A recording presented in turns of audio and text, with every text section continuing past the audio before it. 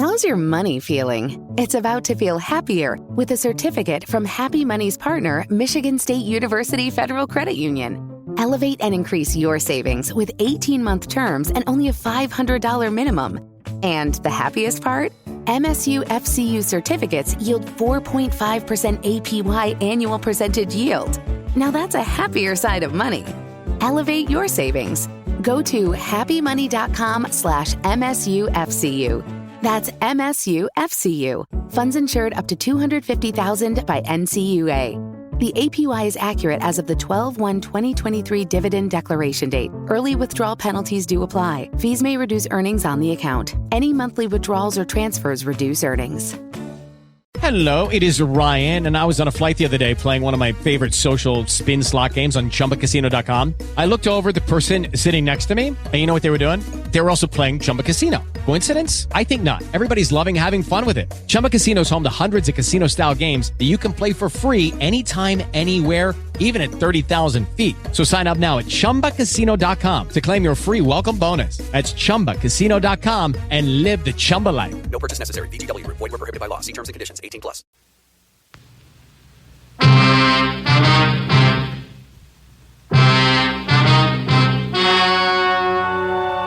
The story you are about to hear is true. Only the names have been changed to protect the innocent. Fatima Cigarettes, best of all long cigarettes, brings you Dragnet.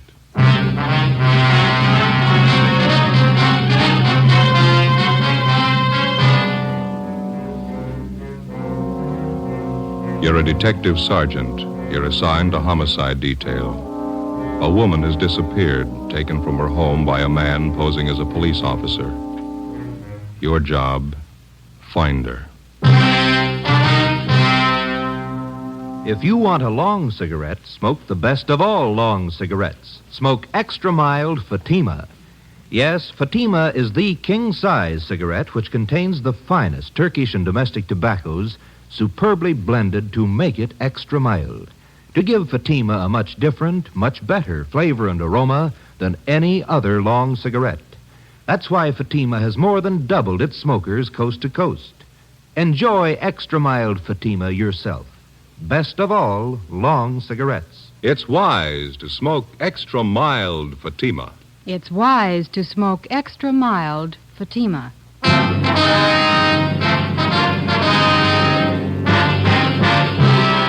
Dragnet, the documented drama of an actual crime. For the next 30 minutes, in cooperation with the Los Angeles Police Department, you will travel step by step on the side of the law through an actual case transcribed from official police files. From beginning to end, from crime to punishment, Dragnet is the story of your police force in action. It was Tuesday, April 4th. It was warm in Los Angeles. We were working the night watch out of homicide detail. My partner's Ben Romero. The boss is Thad Brown, chief of detectives. My name's Friday. It was 10 minutes past 6 p.m. when I got to the basement of the city hall. Carpool.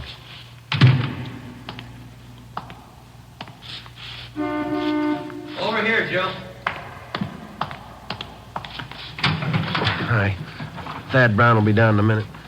Captain will follow us out later. Okay. No contact yet? No, I'm still waiting. You take care of the local broadcast? It's already gone out. They'll put the descriptions on the air every hour. How's it look to you now? I don't know. Nothing more we can do to, make a contact. Oh, here's Thad Brown now. You want to squeeze over a little? Oh, yeah, sure. Hi, Chief. Aye.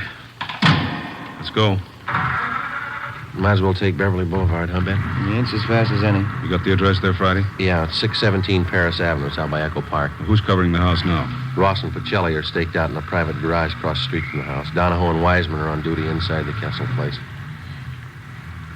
You want to smoke? Thanks. Light me one, will you, Joe? Yeah.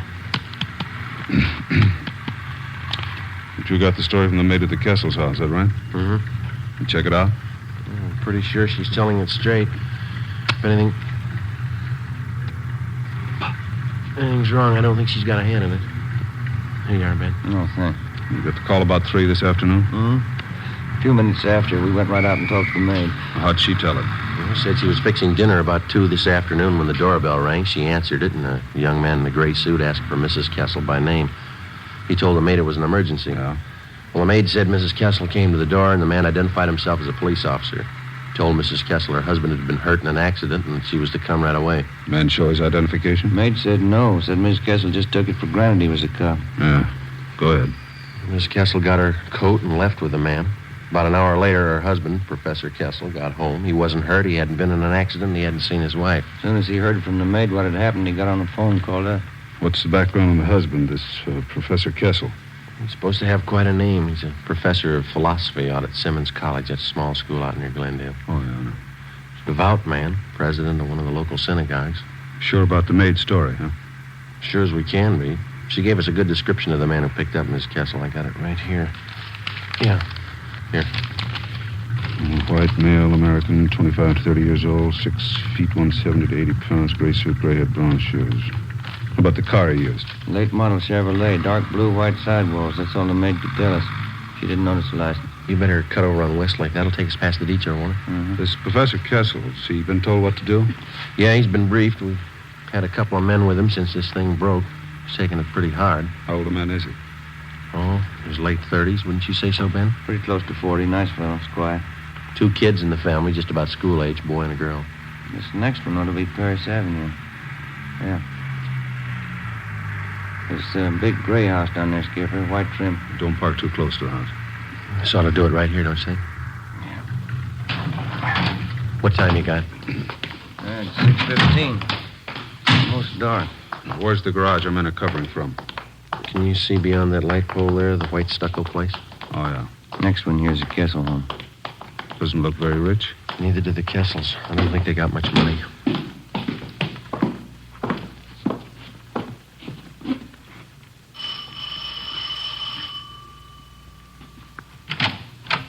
Hi, Donahoe. Come in.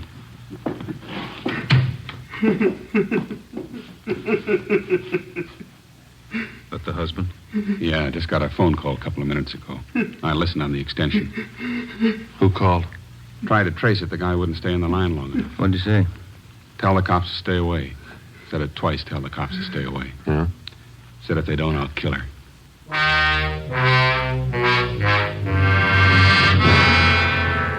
The Kessel house had already been placed under strict surveillance, and the victim's husband instructed not to contact the abductors without knowledge of the police. To the working detective, there's only one rule to go by when the job of solving an abduction is put in his hands. Find the victim as fast as possible, get the victim to safety, then go after the criminal. It's not an easy job. The responsibility isn't light, and the outcome isn't always successful. If you press too hard, the abductor gets frightened and kills the victim. If you don't press hard enough, the criminal has more time to work for his payoff and then escape. Somewhere between the two was the right answer. We had to find it. 6:30 p.m. Special details of men were ordered out to the bus depots, the railroad terminals, and the airports. Roadblocks were set up at all main arteries leading into and out of the city. Every branch post office in Los Angeles was covered to watch for possible ransom notes addressed to Professor Kessel. 6:40 p.m. We met in the Kessel's living room. Chief, Wiseman.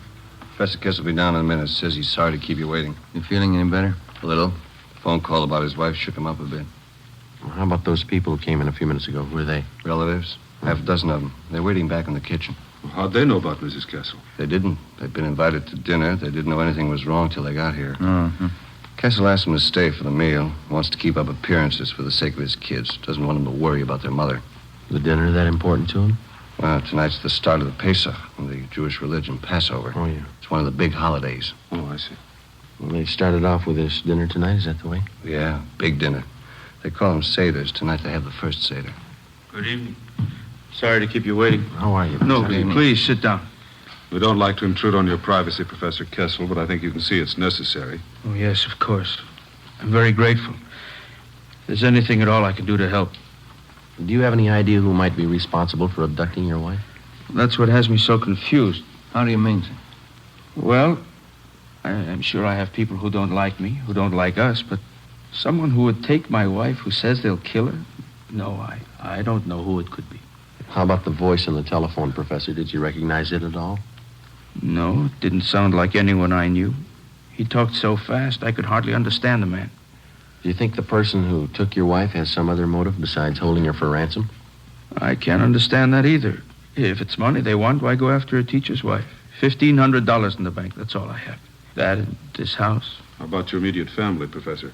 Well, my wife, Ruth, her people have quite a bit. I guess you would call them rich. But it's their money, not mine. I can't understand why anyone would do it. Poor Ruth, if anything happened. Children. Albert? I'm sorry. It's all right. We understand. Albert? Yes, Bertha, come in, would you, please? Gentlemen, this is my sister, Bertha. She's here with her husband for the Seder. How are you? Albert, it's late. Sundown. It's time to start the Kiddush. Oh, yes. All right, Bertha. You tell everyone to come to the table. I'll be right in. The officers will have the first Seder with us? Yes, Bertha. You please set them places. Yes, Albert.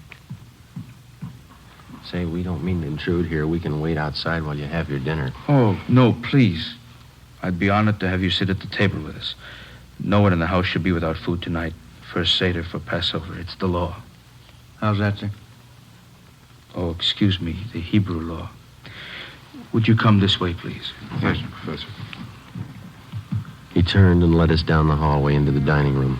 A long white cloth covered the table. In the center was a brightly polished brass candelabra holding 4 lighted tapers. There were a few platters of food already set out, and at the head of the table, where Professor Kessel stood, an open prayer book. In order not to add to the alarm of his 2 small children at the absence of their mother, Professor Kessel introduced us as friends from Simmons College.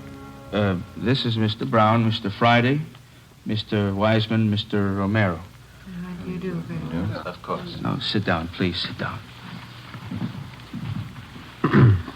Yeah, sure smells good. Yeah. You got enough room there, Joe? Oh, fine. Say, how's it work, Wiseman? Should we join in the prayers? Not unless you speak Hebrew. Oh. Baruch atah Adonai Eloheinu melech haolam, bo'erei pri hagofen. Baruch atah Adonai Eloheinu melech haolam, asher bocha banu mikol am, v'raimemanu mikol loshain, v'kedishanu b'mitzvosav. V'atiten lanu Adonai Eloheinu, v'avo moyadim l'simcha.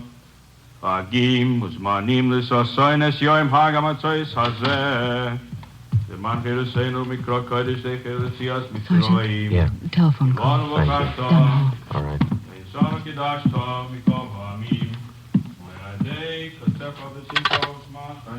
Friday talking.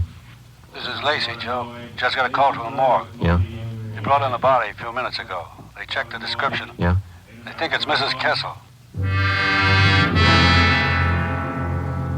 I went back into the dining room and told Chief Brown about the call. He told Professor Kessel. He said he'd finish as quickly as possible so as not to alarm the children and then go with us to the morgue to check the identity of the body. The prayers continued along with the dinner.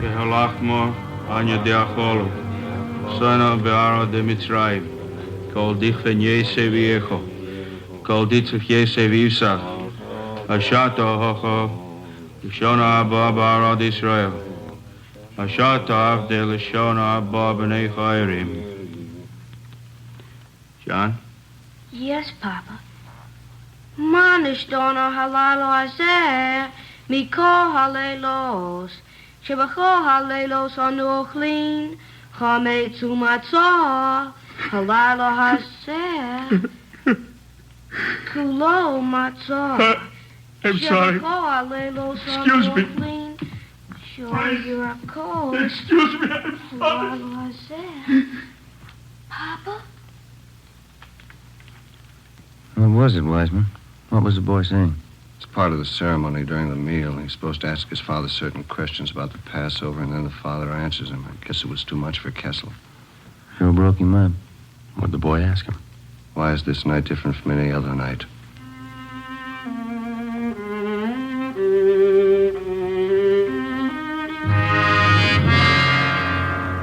"7:30 p.m. Sergeants Wiseman and Donahoe stayed on duty at the house while Chief Brown, Ben, and I drove Professor Kessel to the county morgue. On the way, we called in and checked with Captain Steed of Homicide. He told us there'd been no reports on Mrs. Kessel. 7:43 p.m. Ben and I took Kessel to the basement of the Hall of Justice, county morgue. This way, Professor. Oh, yes. You Sure you feel up to it? Thank you. I'll be all right. Cold in here. Yes, sir. Hi, fellas. It's back here. Okay, Archie. This is Professor Kessel, Archie. How do you do? This way. Jane Doe, number 5. I called over as soon as they brought it in. Yeah, thank you. Found the body near Avenue 19, the riverbed across from the auto camp. No identification? No. Here we are. All right.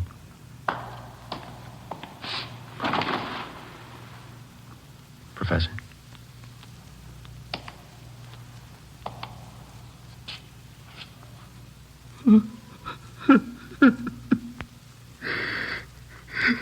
Thank God. Thank God.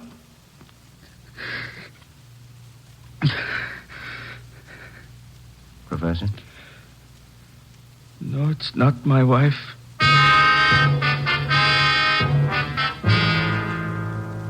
It seemed as if both the victim and whoever had taken her had vanished completely. At 11:30, Captain Steed, Ben, and I went across the street for a cup of coffee and a fried egg sandwich. We got back to the office at 10 minutes to midnight. Still no word.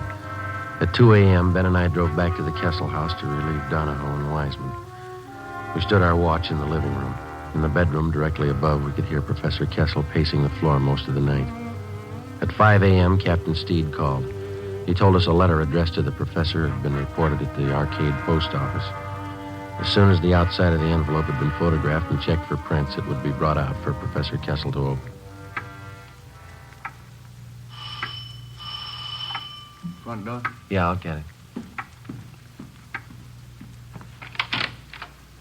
Chief? Good morning. Hi, Lee. Hi, Joe. In here. Did you lift anything off the envelope, Lee? Nothing we can use, no. Might have more luck with the letter. Good morning. You brought the letter? It's right here, Professor Kessel. I'd like you to stand by while we open it. This is Lieutenant Jones from our crime lab. Lieutenant? You'll check the note for fingerprints. Oh, yes. I can get you a letter opener. I think this one over here. Yeah, that's all right. I could use my pocket knife. You want to grab one corner of the paper, Bannon?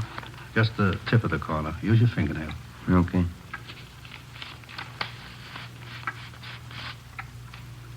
Yeah, that does it. Open it and pin down these corners here. What is it, Freddie? The words are put together with small printed letters. They all seem to be the same kind of typeface. Letters were probably clipped from a book, then pasted together to form these words. Who sent it? What does it say? Thanks, Lee. If you want to see your wife alive, have 30,000 small bills tonight. Tell police I kill her. Instructions follow in mail. No signature. 30,000. I haven't got the money. I can't get it. He'll kill her. Mr. Kessel, there's still a chance. But what can I do? I haven't got that much money. He says he'll kill her. What can we do? What we've been doing? Yes? Wait.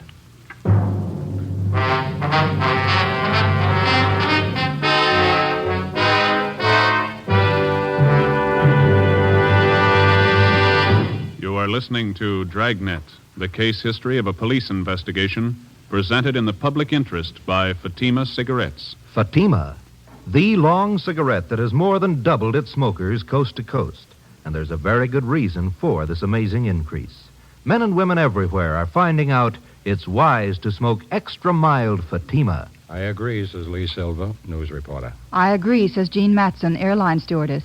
I agree, says Mike Charters, attorney at law. I agree, says Bab Beckwith, fashion stylist. Yes, all agree. It's wise to smoke extra mild Fatima. So enjoy extra mild Fatima yourself.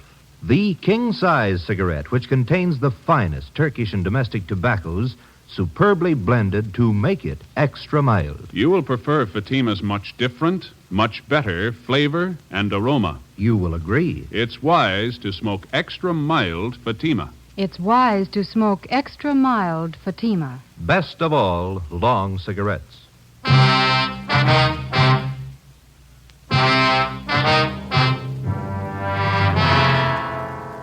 Wednesday, 7 a.m. With the aid of an iodine fume gun, Lee Jones checked the extortion letter from Mrs. Kessel's abductor for fingerprints and other marks of identification. He found nothing. The piece of paper on which the cutout printed letters had been pasted was of a common variety sold in most stationery and 5 and 10 cent stores. Jones photographed both sides of the envelope and the letter. 11 a.m. Still no word. None of the special details had anything to report. At 1:45 p.m., another letter was delivered to the house. The envelope was open, the letter removed carefully and pinned down at the corners. It's put together the same as the last one. Yeah. Tonight, 11 o'clock. Come alone, your car. Tell police I kill her. Is there more, Friday? Yeah. Drive, corner, Lakeshore, Charter Street. Wrap money, brown paper.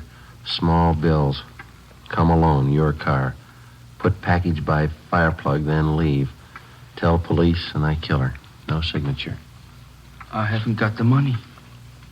Lakeshore and Charter. That shouldn't be too hard for us to catch. Sounds pretty much like an amateur. That makes it touchy. If he's green, he'll scare easy. If he's scared, he may kill her. Not if we reach him. How can I get the money? You won't need any. We'll have a dummy package made up. There'll be a single dollar bill inside. There's to be newspapers cut to the size of currency. That's what you'll deliver. But when he gets the package, when he finds out it's not the money, what's he going to think? We'll explain it to him. Starting at 10 o'clock that night, more than a dozen cars from the Detective Bureau circled the area around Lakeside Avenue and Charter Street, keeping a distance ranging from 3/4 to a full mile away so as not to scare off the abductor. Some of the cars were parked in service stations, some in private driveways. The neighborhood was located in the heart of a new veterans housing project. For a full 5 blocks in either direction, there were no buildings of any kind where we could keep an eye on the package of fake ransom money. The owner of one of the completed houses nearest the spot on Charter Street was contacted, and he agreed to let us use his home as a lookout point for the stakeout that night. 9 p.m. Ben and I took up our positions on the roof of the lookout house. We were equipped with 2 pair of night binoculars and a walkie-talkie. I could think of a few other places I'd rather spend the night. How well can you see that intersection from here? Comes in fine with these binoculars. The guy shows we ought to see him. Yeah, I better check with the captain again. What time you got? 9:25. Where's the skipper parked? Private driveway near Charter and Hayward. Friday to 105K. Friday to 105K. Come in. Yeah, Joe. Go ahead. Got a clear view of the intersection. Nothing yet outside of cramped legs. You reading me okay?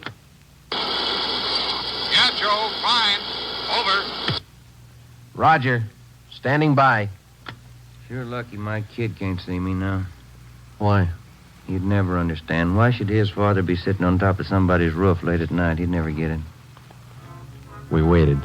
10 o'clock came, 10:30. At exactly 11 p.m., as we watched through our night binoculars, we saw Professor Kessel drive up to the designated location 5 blocks away, place the fake package of ransom money by the fire hydrant near the intersection, and then drive away. 11:30. We waited. Midnight. 2 a.m. Nothing happened. The package was still lying by the fire hydrant, undisturbed. Captain Steed checked with us periodically on the walkie-talkie. At 3:30 a.m., we were still waiting. At a few minutes past 6 a.m., Professor Kessel was directed to return to the intersection, pick up the package, and drive back to his home. His wife's abductor had failed to show. Maybe the suspect had sensed a trap. Maybe he had no idea of showing up in the first place. Maybe Mrs. Kessel was dead. We didn't know. 10 a.m., Thursday. No further contact from the abductor. A special detail from Homicide, including Ben and I, were ordered on a door-to-door canvass of the general area around Lakeside Avenue and Charter Street. After 7 hours of ringing doorbells and asking questions, we came across a Mr. Harold Olander, one of the longtime residents of the Silver Lake area. We showed him the general description of Mrs. Kessel's abductor. Yeah, that could be Thompson. Don't know for sure, though. Where did you see this Thompson, Mr. Olander? Oh, I saw him lots of times. He rents that cottage of mine down the street there. You see? The white one? Mm-hmm. Does this Thompson have a car? Thompson? Yeah, new one. I wonder if you could describe it.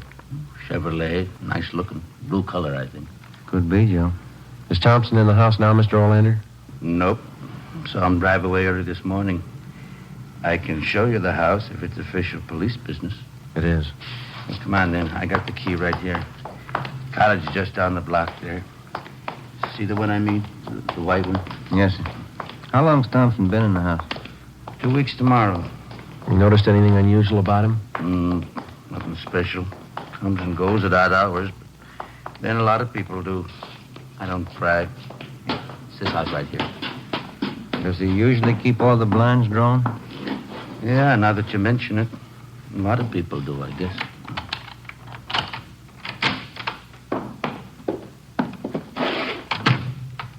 You want to check back in the kitchen, Ben? Yeah, right. And look at the living room, Sergeant. Yeah. On a stick of furniture. That's funny. You sure you didn't see anybody else in this house besides Thompson? No, he's the only one. Looks like it, Joe. Found this woman's purse stuffed in one of the kitchen cabinets. This sales slip was in the purse. Let's see. Mrs. Albert Kessel. Is there a phone here, Mr. Olander? Out in the hall. All right.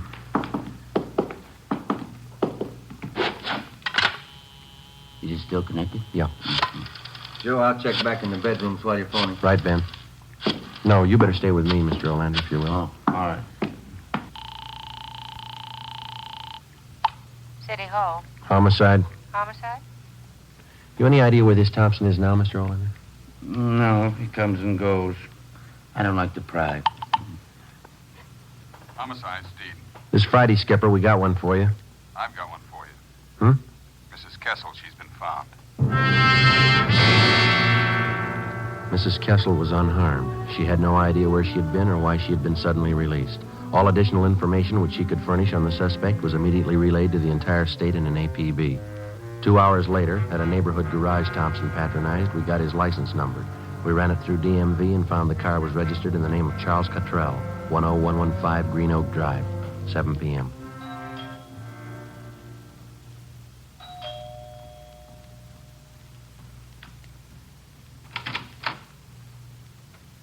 Yes? Police officers. Is Charles Cottrell here? Yes. Come in, please. I knew you'd find him. I kept hoping, but I knew you'd find him. Where is he, ma'am? He'll give himself up. I'm his wife. I talked to him. There won't be any trouble. No trouble. Where is he? You've got to understand, he didn't know what he was doing.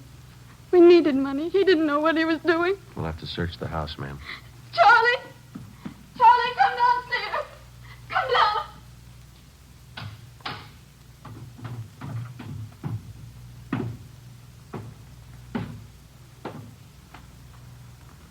Get your hands behind your head. I don't have a gun. Charlie. Charlie. All right, Ben. Behind your back. Tell them, Charlie. You didn't know what you were doing. Tell them. We needed the money. I thought it'd work. What'd I do wrong? Come on. Should have worked. I planned it all out. Where'd I make a mistake? When you thought of it.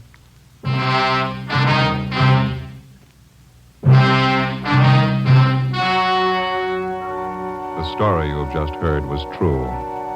Only the names were changed to protect the innocent. On August 2nd, trial was held in Superior Court, Department 86, City and County of Los Angeles, State of California. In a moment, the results of that trial. It's amazing how many long cigarette smokers are changing to extra mild Fatima. Here is the actual report. From coast to coast, Extra Mild Fatima has more than doubled its smokers. Yes, more and more smokers every day are discovering that Fatima is the king-size cigarette that is extra mild. Extra mild because it contains the finest Turkish and domestic tobaccos superbly blended to make it extra mild, to give it a much different, much better flavor and aroma. Enjoy extra mild Fatima yourself. Best of all long cigarettes. It's wise to smoke extra mild Fatima. It's wise to smoke extra mild Fatima.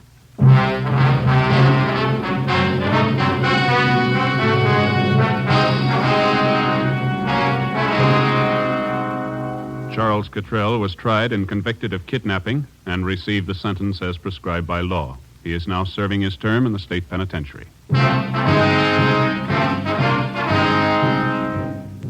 You have just heard Dragnet, a series of authentic cases from official files. Technical advice for Dragnet comes from the Office of Chief of Police W.A. Wharton, Los Angeles Police Department.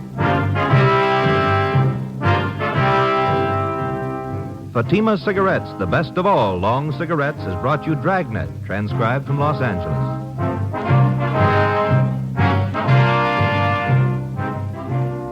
Next, here's Sarah Berner in Sarah's Private Caper on NBC.